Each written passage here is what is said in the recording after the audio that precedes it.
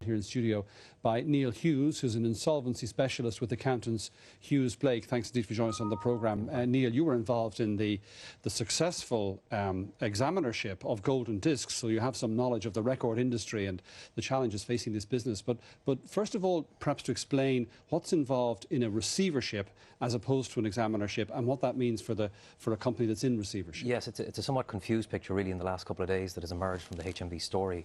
And perhaps that would be useful because I suppose the first stage for any business that's struggling, and this is not just music retailers who would know all about it, but for any business in Ireland, the first stage is trying to trade through it. And for music retailers particularly, they have faced the triple threat of high rents set at Celtic Tiger levels, but also the online challenge, the massive online challenge from the likes of iTunes, but also illegal downloading of music, and also then the low-cost sellers such as Tesco and so on.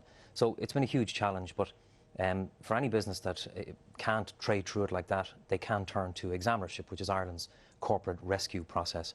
It's Ireland's Chapter 11, or similar to administration in the UK. And in the case of HMV, the UK business, the British business, is in their equivalent of examinership. The stores are continuing to trade. Presumably there's some hope that it can be a viable business in the future. Here in the Republic, they've decided on receivership, and we know today the stores are closed. Yeah, well, that is worrying from the point of view of the position of the employees of the business. But any company that is seeking examinership, which is a process which is to be widened out after the announcement just before Christmas by Richard Bruton, that businesses can apply to the local county circuit courthouse for examinership, but they have to prove there that they've got a reasonable prospect of survival.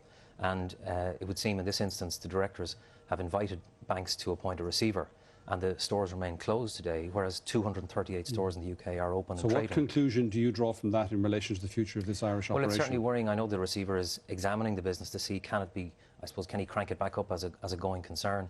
I think the rents will be an absolutely critical issue in relation to that process. And the receiver ultimately is, you know, a receiver does what the name suggests. It receives the assets, manages them with a view to selling them as a going concern, and is ultimately, the receiver is a creature of the bank's debenture or the bank's charge.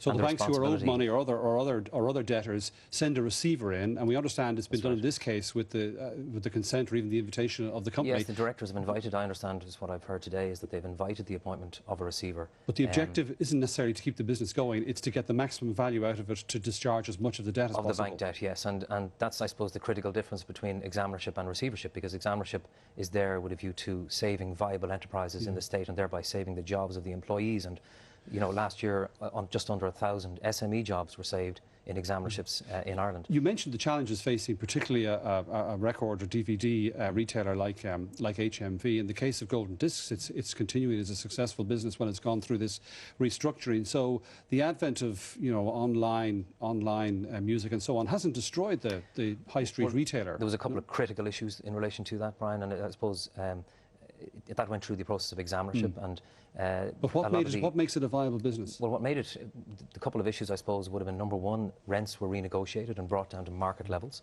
so that was obviously critical for any business at the minute.